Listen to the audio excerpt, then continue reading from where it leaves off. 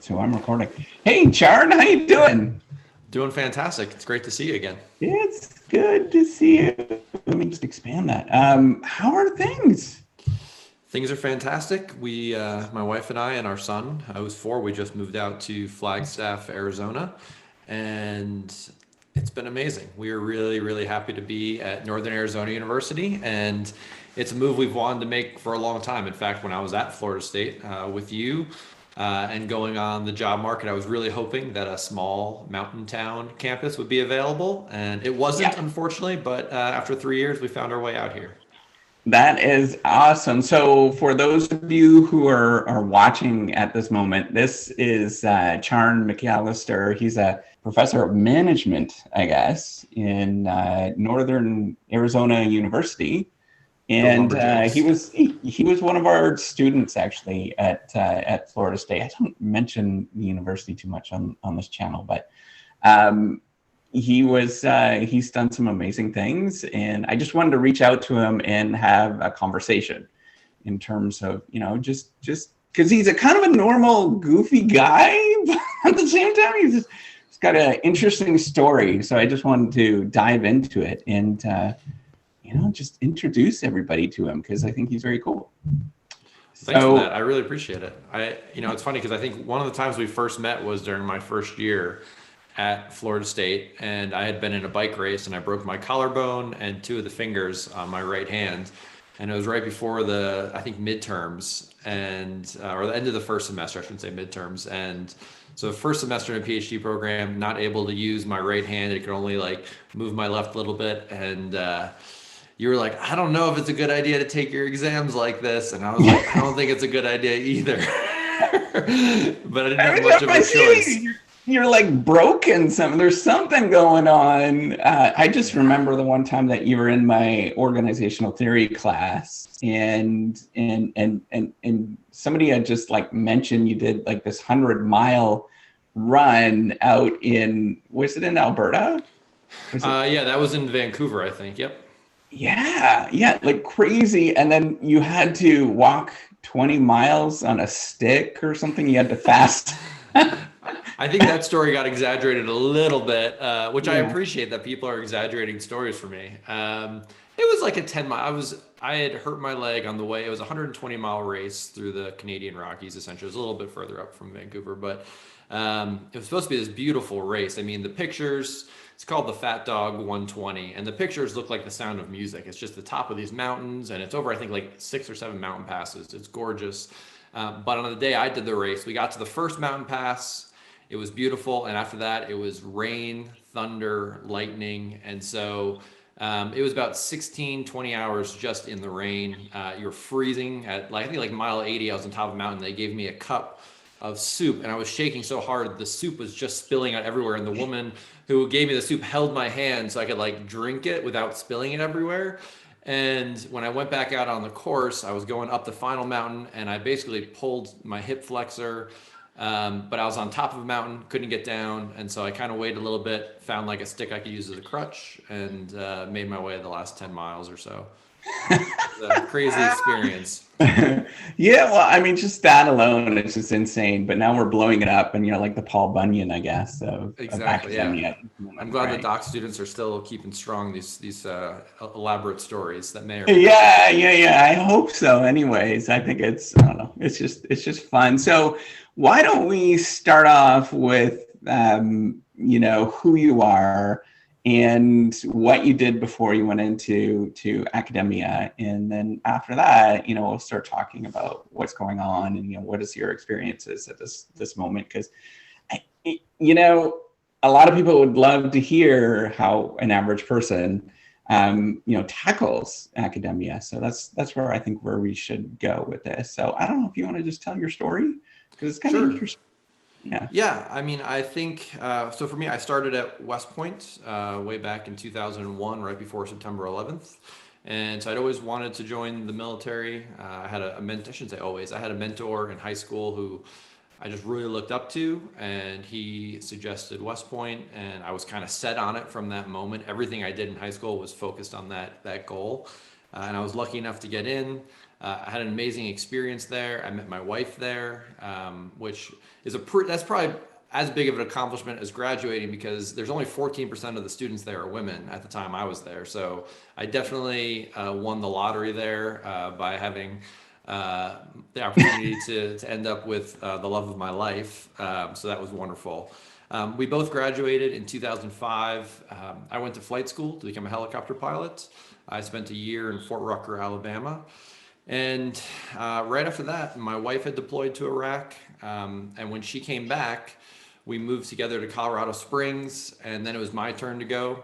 And I deployed to Iraq for 15 months. It was a long time to be away, especially newly married. We got married in July, and I was gone in September. While I was there, my wife called and said, "What do you want to do after the military?" My wife was out of the military at this point and was working on her MBA.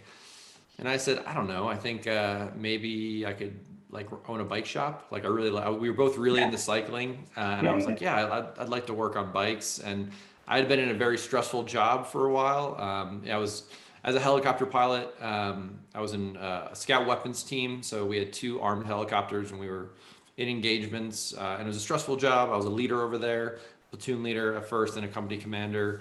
So I thought a bike shop seemed like a pretty low-key, easy way to do what I love. I had another rule, which is I didn't want to wear a suit. I was like, if we do something else, I just don't want to wear a suit every day.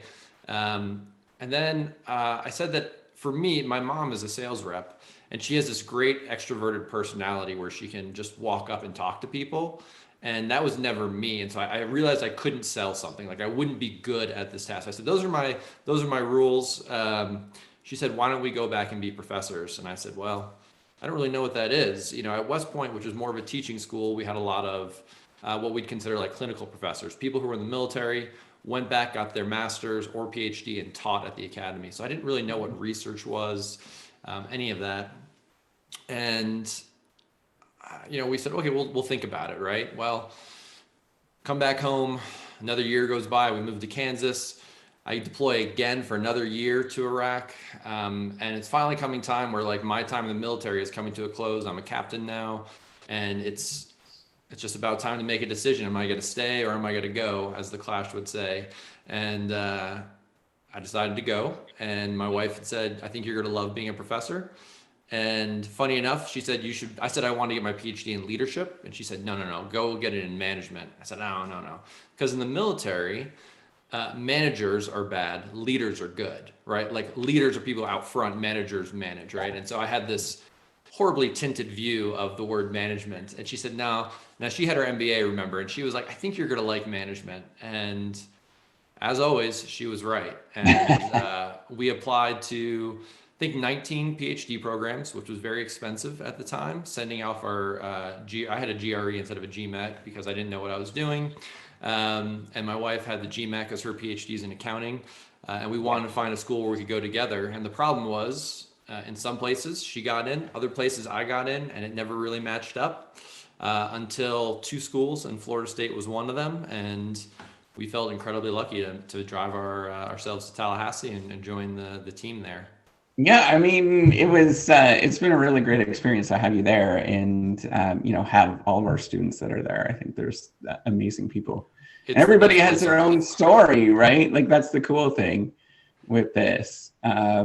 So what has been your experience? So a lot of people might be thinking like, well, that seems like a big transition and, going from military life to professor life and stuff. I think a lot of people are probably curious about what has that been like? Yeah, it's been incredible. I mean, I love the military. So I should say that during my time in the military, I had a storybook career in terms of I never had to do a staff job. I was a leader the whole time. So when I came out of flight school, I was an executive officer, being the second in charge of a company. Then I was a platoon leader, which is someone who leads about, in my case, it was roughly 10 pilots and about 10 crew chiefs or mechanics. Then I became the executive officer, again, second in command of that company. Then I became the troop commander, where I was in charge of about 20 pilots in that case, 10 helicopters, all the crew chiefs. And then I became a headquarters commander where I was in charge of about 120 people. And I never had to sit making PowerPoint slides, which is something that most officers in the military dread. Of course, that's what we do, teachers' bread and butter. But at the time, all I wanted to do was lead. And so for me, I really did enjoy my time in the military. Flying helicopters for a living was a really cool job. At the same time, by my 5th wedding anniversary, my wife and I had been on different continents for 3 of the 5 years. And that was difficult. I mean, we weren't really able to start a family, even though we wanted to. And we really like each other. My wife and I always say that we're best friends, and it was very difficult. That's a good thing, right? Yeah, it's a great thing. It's a great thing, but it was hard to, I don't know. It was hard to continue down that path, knowing that we were going to be constantly deployed along the way. And so a change was needed, and it was a big change for me to go into academia. It was never something I thought of. My master's is in the humanities, so basically literature and philosophy. So this was a huge jump. My undergrad was in engineering psychology, human factors, philosophy and literature, and then bam, PhD in business was a big jump for me. But fortunately, my wife is brilliant, and she knew that I was going to like it. I was going to like the research, and so the biggest change for me was just the autonomy, right? As a doctoral student, and then especially as a professor, you have the whole world at your fingertips in terms of what you want to spend your time on. Whereas in the military, your day is pretty regimented throughout. So I think for me, it was bliss at first. I love running, and so I had a lot of time to run because even though the PhD is very time consuming and can be stressful at times, I always had that opportunity to go out and run every day. I made time for it, and it just made my time in Tallahassee awesome. And I would say that, for people picking a PhD program, finding a place that has amazing mentors like yourself and like your colleagues at Florida State. I mean, my advisors there were just, top notch.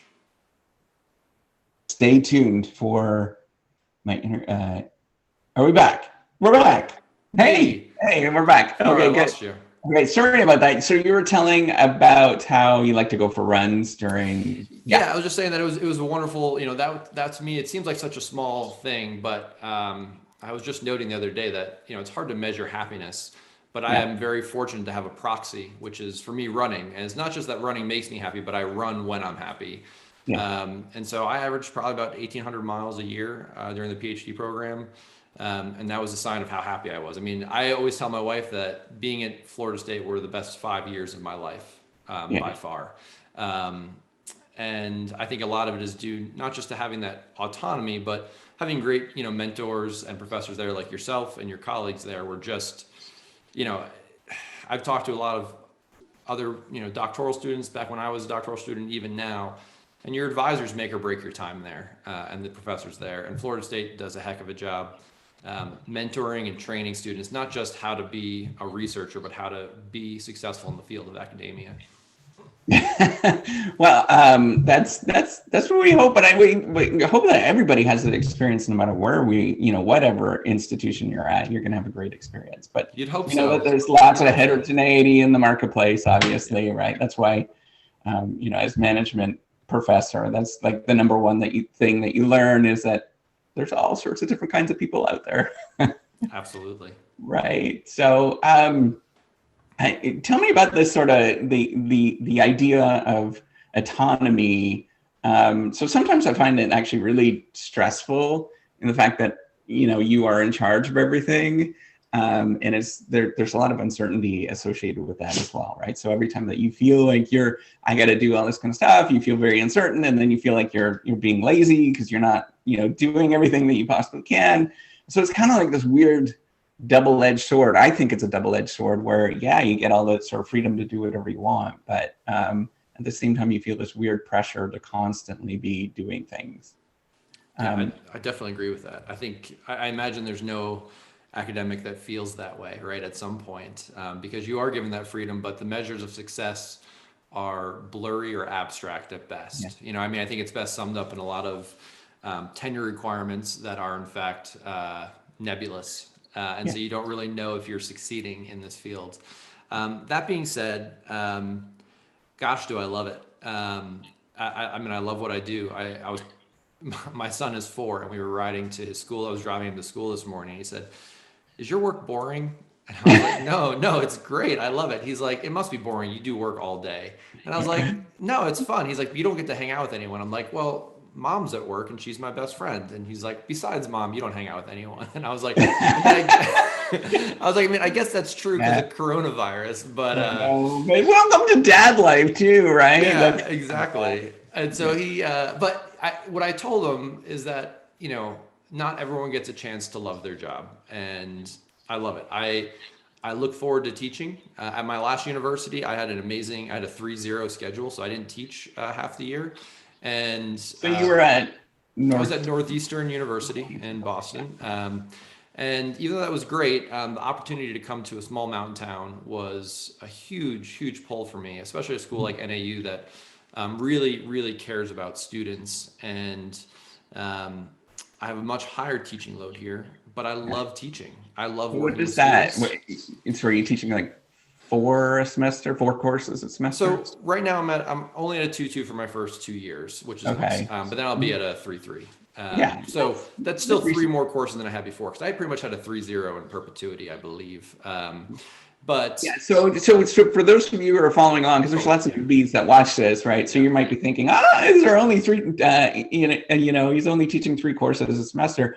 That's a fair bit of work, because you have to do prep for all of that stuff. So imagine that you're probably tripling at least the workload for that, and then on top of that, Charn is, I don't want to stress you out or anything like that, but there's like generally a research component to it. And you still have to do research on, quote unquote, on the side. Yeah, absolutely. And I think, they definitely encourage research here. And I feel like my wife and I were both hired to do research here. We've been successful with research in the past, but very much like teaching, I also love the research. And I would say that for me, we were very fortunate. You talked about, having that autonomy can be scary at sometimes, but my wife and I did the PhD program together. We sat back to back, very much like that's her desk there. We were, we shared an office at FSU. We shared an office at home. She's out running right now. I think I may have lost you again.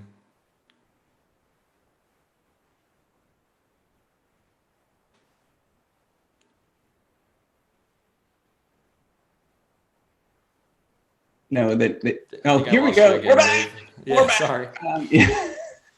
Yeah, she's out running right now. We definitely do a lot of switching off. We were just at a teaching development session online on Zoom, and so we're always trading off who's doing what. And I would say that part of that comes from how much we love working. I know it sounds kind of lame, but when we were PhD students together, we really worked outside of running breaks and eating. We worked from like 8 in the morning to like 8 at night, and which I think is probably par for the course for most doc students. But we loved it, and we still love it.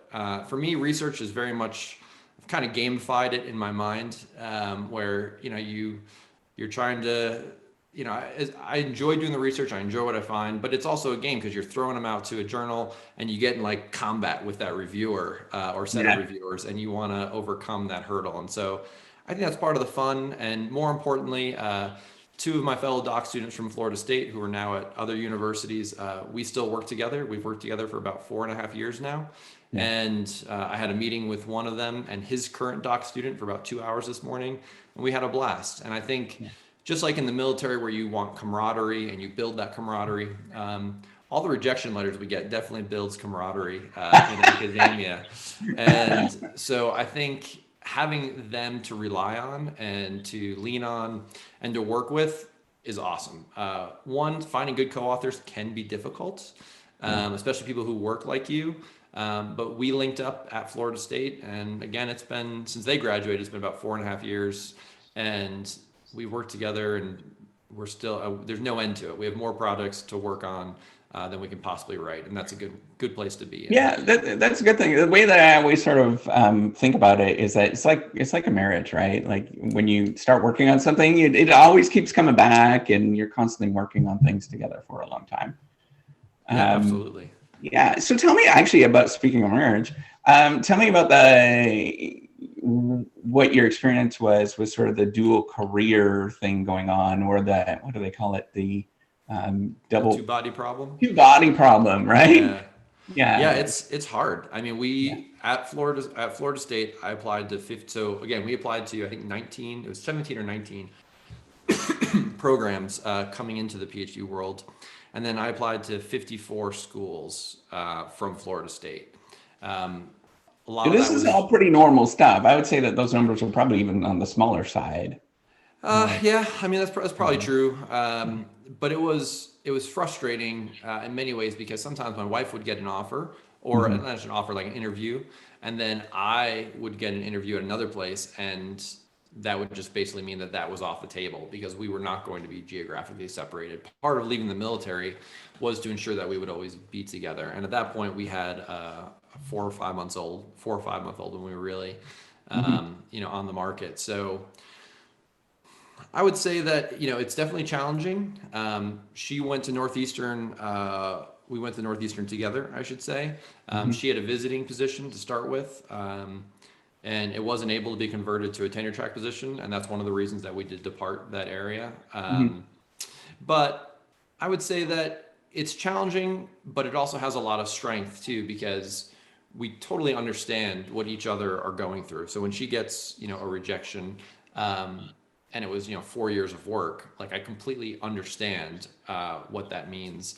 And also when we have to put that extra time in with a student, when we want to run onto campus to do a last, student meeting before an exam, like it's just, there's an understanding there. And I think it helps us work and live together better, Yeah. Yeah. So I think it's challenging to move. It's challenging to get to where you want to go, but where we feel like we finally landed. Oh, she just got back from her room. When Yeah. we Yeah. finally got to where we wanted to be, which is here, we really feel like we had quote unquote arrived at a Yeah. place that we could stay for our lives, our whole lives, and really just support each other and appreciate where we are after some, trials and tribulations of moving around, both in the military and in academia.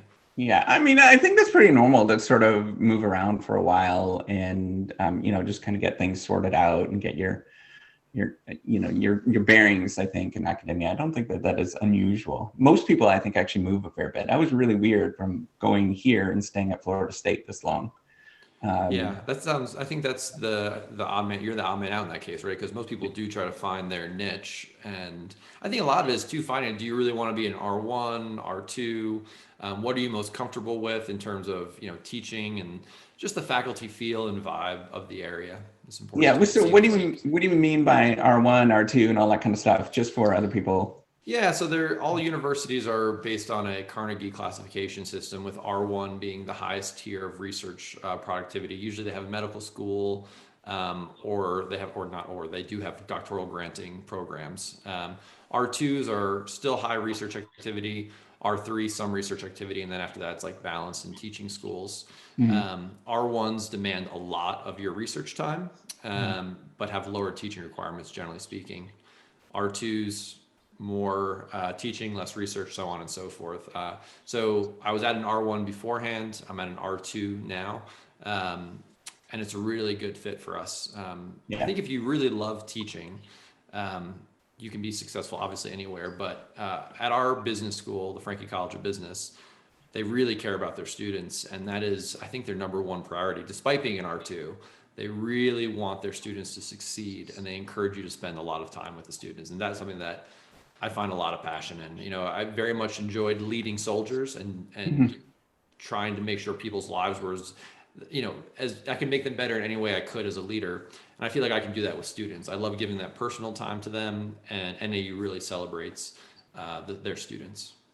Yeah, yeah, yeah. I can definitely see that. It's fun to devote that much time to students and stuff, especially if you have students that are very engaging and wanting to learn.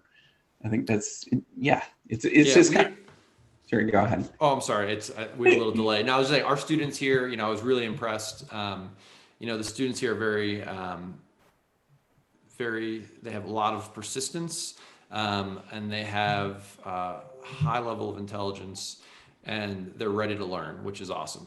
You obviously you get the whole gamut, whatever university you're at. But I really like the student population here and how much they care about their education. It's really been a really great experience. Yeah, so tell me a little bit about your research. So what are you interested Sure. in at the moment? We had some conversations years ago, but it might have Yeah. changed. So Yeah, so I was very fortunate again to find my way into management, mainly because of my wife's advice. And so I remember my first day in my advisor's OB class at FSU. We were learning about whatever topic it was, and I was like, "Oh, I love this topic." It's probably like job satisfaction. I'm going to study this.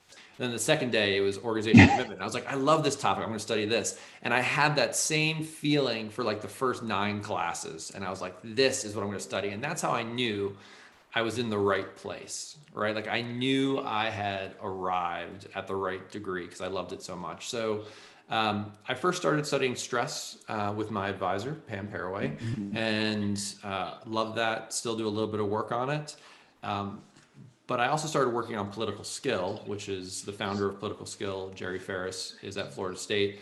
And I was very fortunate in one of his classes to start writing a theory of political skill and how it works. And that really, up to that point, there was not a theoretical perspective that defined political skill. And so, working with him and another one of my colleagues, Parker Ellen, we were able to get that published in the Journal of Management. And that kind of set off a chain of political skill research to include publishing a book last May with Pam Paraway, Gerald Ferris, Darren Treadway, and Parker Ellen on political skill. So it was the second edition of Political Skill at Work, which is like a practitioner handbook Cool. for any, actually not really practitioners, for anyone, just a handbook on what political skill is. Yeah. Um, Outside of political skill, though, I do mostly deviance research. So interpersonal deviance, organizational deviance, bullying, abuse of supervisors, a lot of the dark side of OB. And I work primarily with Jeremy Mackey, who Mhm. was also a Florida State graduate, Yeah. and we've had a lot of success in that area. And that's, I would say, most of my research is focused there right now, at least in terms of total number of projects. Yeah, I mean, you got lots of stuff on the go in all sorts of different areas. I mean, it seemed like, it's narrowly defined, but those are pretty broad, I would say, right? There's lots of reading that you have to do to, Absolutely. Yeah, I always feel like I've had a foot in each camp, political skill and now like the interpersonal deviance and stress. And they do have some crossover. yeah. Um, but yeah, they're two different camps. And I don't really know how to define myself perfectly yet because I enjoy both so much. So I think I'm going to refuse to define myself and try to stay on both paths. Yeah, I mean, I think everybody has that, right? Where they just kind of dabble in different things. And in my experience, it's been growing in different areas and kind of expanding in different areas and going in different directions and stuff like Yeah. that. So it's hard to keep in one area for a long time. I think that's the tricky thing for me is to balance that and keep working at something. So, so what has been so you also have this hobby of doing, I guess you can call it a hobby. You mentioned that you run a lot, but there's an extreme component to it. I don't know if you want to talk about that as well. Sure. Yeah. Yeah, Because so it's this weird obsession, or we can call it a hobby if we're being kind, yeah. is ultra running. So an ultra marathon is anything that's over a marathon, so anything longer than 26.2 miles. When I was in Iraq, I started getting into the idea of long distance running. I had been like a cross country runner and I'd done like marathons before that, but I was really interested in this idea of, running way further. And when I got back from Iraq, I started training, and at first it was like 50-kilometer races, which is about 31 miles. And my wife was like, "Are you ever gonna do one of those 100-milers, which is what they're most known for, these ultra marathons?" Like, no Mhm. way. Like, I'm just not interested in it. Then I did a 50-miler, and then of course it was like, "Hey, let me do a 100-miler," which I did right before comps in my second year in the program. And if you're not familiar with comps is like your end of your second year or third year. Did you learn and retain everything from your first years in the PhD program? And so I obviously did a lot of studying on notes, but I also recorded all of my notes. So while I was running these races and training, I was listening to MP3 files of myself about all of That's the smart. OT. I didn't. Wow. Yeah. Yeah, all of the OT. I remember for my OT exam, I did hit. We had, you couldn't bring any notes in, so you had to memorize all the citations. And OT was the one class where I hit every citation. I had them all memorized. And it was all because of MP3 files. I would run for 2 or 3 hours and I would just listen over and over again. But anyways, so I started with that, doing the 100 miles. And then They've started doing 200 milers, and so I signed up for a 240-mile race in Moab, Utah, which took place in October, and it was a heck of a race. It's a long So way to that's go. like the world's longest race, isn't it? I don't think it's the world's longest. I mean, it's one of the longer it's the longest 200 mile race. There's like a series of 200s. Okay. There are some longer ones that it's a weird sport, right? There are some people who do like 7-day races. There's one in New York City around a 1 mile block that they do for 3,100 miles. It takes like 3 weeks, 4 weeks, I think, maybe even longer. It's the Street Triminoy for those who are looking it up. But Moab was a crazy race. You go, it's the desert, so it's super hot. It's also up to 10,000 feet and it's snowing. So you're carrying all your gear, carrying your water. And you have aid stations like every 20 to 30 miles to refuel and refit. And you have 112 hours to finish this race. And I had one goal, which was to finish. Normally I try to race these things, but this was such a challenging event that I was like, just finish. So I went very slow, deliberately. I went too slow though, I came to find out, because after about 36 hours, I finally laid down to go to sleep for the first time. And I was woken up by a woman kicking my foot, like, hey, wake up. And I looked up, and it was what we call the course sweeps, which are volunteers who run at the back of the race to make sure no one's left behind. And I looked up and I said, are you the sweep? And she said, yeah. I said, does that mean I'm in last place? And I was. Oh, no. And that is not a good thing to find out. Not because I cared about being in last place, but it usually means you're close to being cut from the race.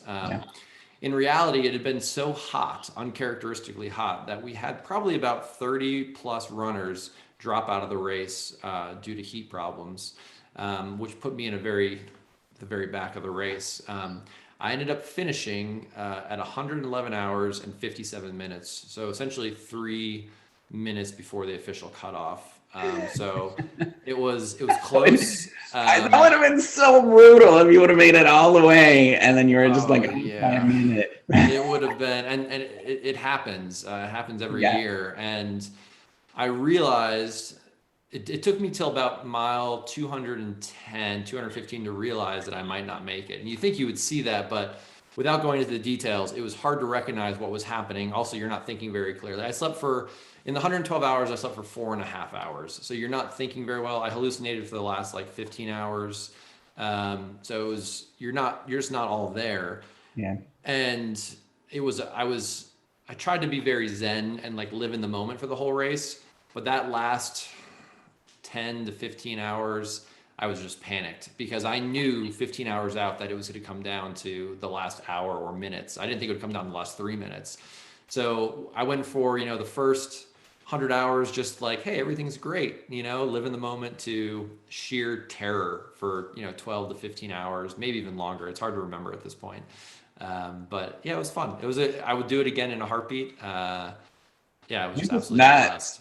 That's all I think. I'm like, this guy is nuts. This guy is insane. You guys are just, I just don't know how you do it. If I run more than a mile, I'm just like, I'm like, this is good for me. The thing is, I always people tell me that, a good bit. And I think anyone could do it. And I mean that honestly. I think the thing is, do people want to do it? Right? Like that's the big difference. Like the whole ultra running thing, people are like, 100 miles, I could never run that. And I think if you wanted to, you could, because like I was tired after 40 miles, but you just decide you're going to do it. Right. And you will your body forward. And I think that's the thing. Like, why would anyone want to run 100 miles? Like I did one race where I was within cell phone reception of my wife, and I called her at 80 miles and I'm like, why am I doing this? I was like, you're smarter than me. You should have told me not to do this. This is such a dumb idea.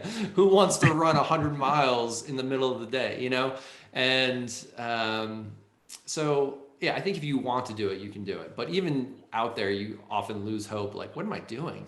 Yeah. Why couldn't I pick ping pong as a sport? You know what I mean? There's Right. Even that, I mean, if you're doing that for a long time, it gets a little tiring too. But so how are you balancing all of this kind of stuff that you're doing? And you've got a young family, and then you've got obviously other hobbies, and then you're doing research. How are you guys doing that? Is that is it a lot of conversations within the family, and what does that look like? How is this negotiation happening? Yeah, I think it's teamwork in a lot of ways. My wife and I definitely share, I would say, all the household chores. I think one of the benefits of being in management and in tune with social psychology is, when you read about all the studies that, women tend to take up or do more of the household chores. Like, I'm more aware of that statistic and try my best to combat that so that we share all the household responsibilities.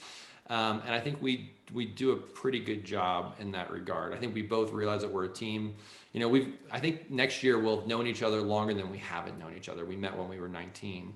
Mhm. And so we know each other very well. We both support each other, and we've always looked at it. While she was getting her MBA, I was in the Army. When I was getting my MBA or I was getting my master's, she was an accountant. We were kind of slingshotting each other back and forth. We constantly have worked together. And so that philosophy is what we've brought forward into our marriage and the way we balance everything. So just like I said, she was out running now. I brought our son to school this morning. She was working.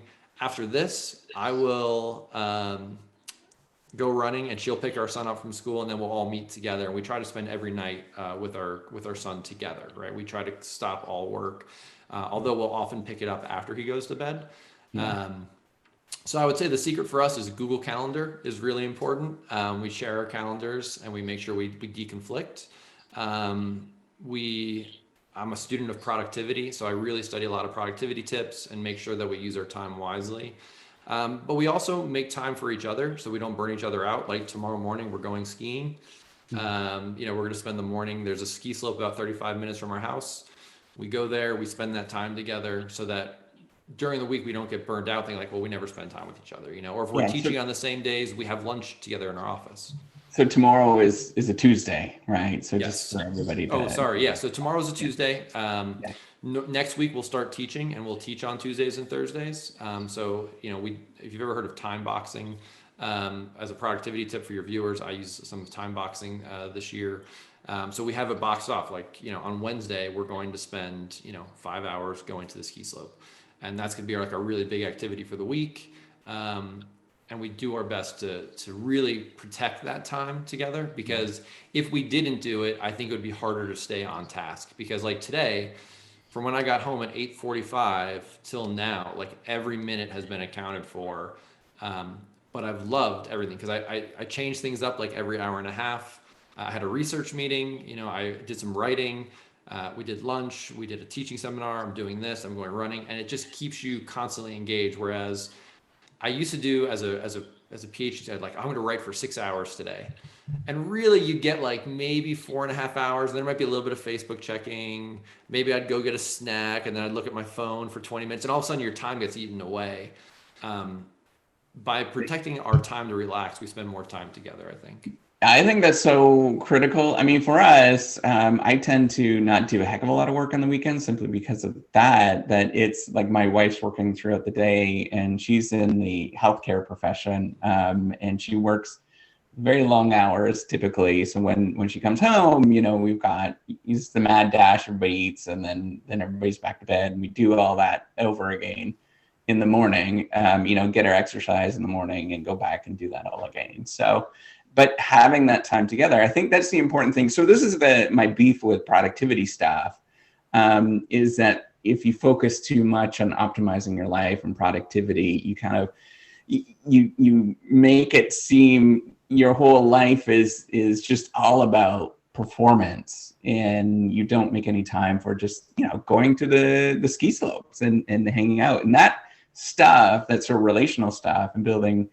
whatever you want to call it, social capital, or just, building love in your life, in your family, that stuff is equally as important. And often that's what gives you stability. I find in my own life, that's what gives us stability to, so I can actually spend some time doing work on this, or on the time that I actually need to do work, rather than, not feeling that I can do it.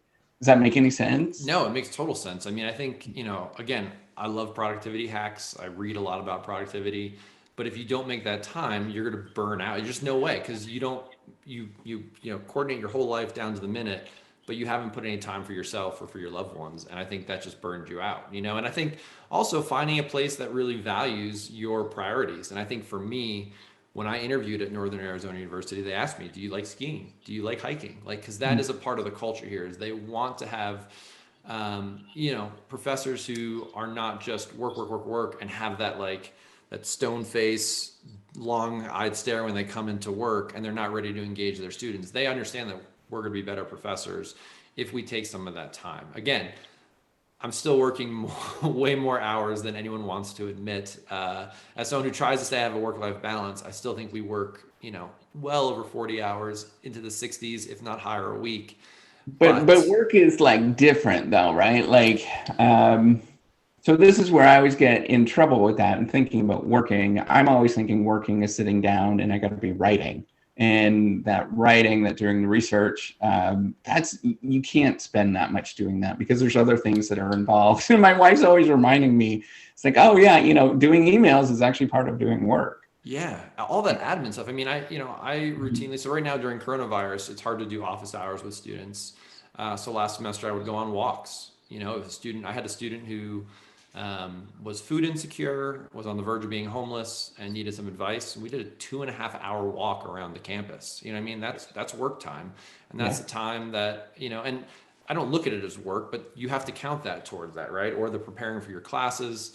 I'm constantly, I look very, or I feel very strongly that because we are knowledge workers, we are people supposed to create knowledge. Reading is a huge part of our job too. And I will carve out time to read books related to our field and pop pressed books that I might be able to bring into the classroom to give a more practical angle to my classes. And I do that while I'm running. I listen to audiobooks while I run. Yeah. And thanks to, Google and these kind of headphones, you can take notes while you're running. So I'll just say note to self, take notes, and then come back and I'll record them. So I have, I'm out running for 2 hours. That's about 20% of a business book. And I can relate that to my students or recommend it to my students. And so I think, you can find ways to work and you can find ways to do as much research as you want. I think my colleagues and I, we work a lot. Our record, I think, was this semester or last semester, we had 10 R&Rs going at once. Oh my gosh, you're like, yeah, that's insane. Yeah. It was insane. And it was too much, but it was 3 guys on the projects mainly, and 2 of us had kids relatively recently. And as you know, projects sometimes take years to come to fruition. And we were all chasing tenure. And so it was one of those things where you're just going crazy. And yeah, you can work nonstop in this field, but you have to put a stop at some point, or dedicate your efforts where you really care. And for me, I came here to do a little less research and more time with students. Yeah, and I also want to point out to all the people that are watching that, or listening, because I do that too. I listen to podcasts and YouTube channels and stuff like that. But 10 R&Rs might be, so every field is totally different in terms of where what the standard is and stuff like that. So some fields that's been really good in any field, but at the same time, sometimes doing 10 R&Rs in other fields is unattainable. But maybe if you're in chemistry, that might not even be that much, right? So it really just depends on what you're thinking. It was too much. It was something we were not proud of per se, right? It was because it was unsustainable. It was to the point where, at least for me, we were working on the projects and you would pick one back up after 3 months under review and you'd be like, well, what are the results on this? I don't remember. And but you had so many projects. And so that's when I realized that it had gotten out of control. I think I'd already realized it before then, but it reached such a level that we've actually had a meeting 2 weeks ago to divest some projects essentially and say, look, we need to cut down what we're doing and really just focus on what we have and slow down. Now, one of us just got tenure, so that helps. And the other 2 of us are still in the hunt.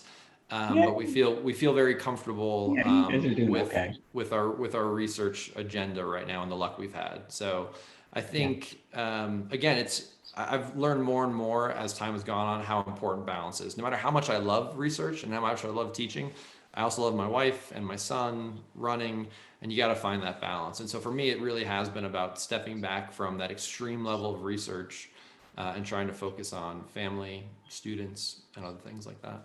Yeah. I think, all those things is really important points. So what would be the one thing or 2 things that you would have other people take away from your lessons and experiences throughout your life, and dealing with academia and being a PhD and all those kind of things. I think people would be interested to hear what you have to say. Yeah, let's see. I mean, the first thing would be it really helps to love your job. And there's that quote, and I can't recall who exactly said it, which is, if you love your job, you'll never work a day of your life. I tell my students, and they probably get tired of this after a while, but on days I teach, I jump out of bed. I love going into the classroom. I don't like Zoom that much. We're doing still Zoom teaching, but I love being in the classroom, and it's a huge motivator. I mean, I missed it when I was on a 3-0 and I wasn't teaching during my spring semester. It was tough because I really missed that opportunity. So it's worth trying to find what you love. I really liked the military. I loved being a leader. But I don't think I would have loved that job overall. I would have liked it. I think I would have been happy staying, but I wouldn't have loved it. And I think being okay with making a career change, even a massive one, in pursuit of something you love or might love is probably worth it. So that's one. Second, I think it probably took me a long time to realize this, and it's easier that I'm at a university now where I think the tenure requirements are more reasonable. That the idea of balance again, right? Which is you never will run out of projects. I remember when I was a PhD student, I can remember asking, I believe it was Jerry Ferris, how do you come up with research ideas, and are you worried about running out of them? And you soon realize that you'll never run out of research ideas, right? The same idea that Stephen King is never going to run out of books to write, right? Like he's written, 68 novels, and I'm sure he has 200 more ready to go, right? And in our field, at first you think everything's been done. Every research topic has been studied. There's nothing I could ever come up with. But the reality of it is there's more to research than could ever be done in your lifetime. And understanding that and recognizing that you're a part of a machine that is hopefully contributing to the greater good in some way, shape, or form. I mean, I get a lot of motivation out of the idea that hopefully there's a manager reading, an HBR that I wrote or something, and it's going to treat their employees better. But finding that balance and not feeling like you have to write every second of the day, right? Even if, I understand tenure requirements, things like that. But finding the right place for you and having that balance that you can, live now, right? Don't just try to get research done so you can get tenure and then get full. Enjoy what you're doing now, because this is a heck of a field and it's a heck of a job. Yeah, and it's I mean, you live such a long time as well, right? So there is this trade-off that you have, and if you want to be excited about it for the rest of your life, you have to do those things, to have a life at the same time. I think that's so important to build that in and build your life, like crafting it, so that you're just as happy as you possibly can be. You're I don't know if you might have heard the saying is happy as a pig in shit. Yeah, that's kind of what it is, right? So, but with that, I don't want to keep you any longer or anything. This has been really fun to catch up, and it's exciting.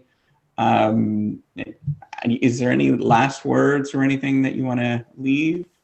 No, I would just say, thank you for inviting me on. I think the reciprocity platform is really a great tool for sharing and editing. It's a really awesome feature, and I just really appreciate the time. It was great to talk with you again, and yeah, thank you. Yeah, it's super fun. And anytime that you're back in Tallahassee, you're welcome to stop by. I would love to come back, and again, best time of my life was in Tallahassee. I absolutely loved it there. So I will definitely be back at some point, and I'll stop by when I do. Yeah, for sure. And tell your wife I said hi as well. I will, without a doubt. So, yeah, thank you so much, and we will see you in a little while. Sounds good. Thank you. I really appreciate it. All right. Take care. Bye.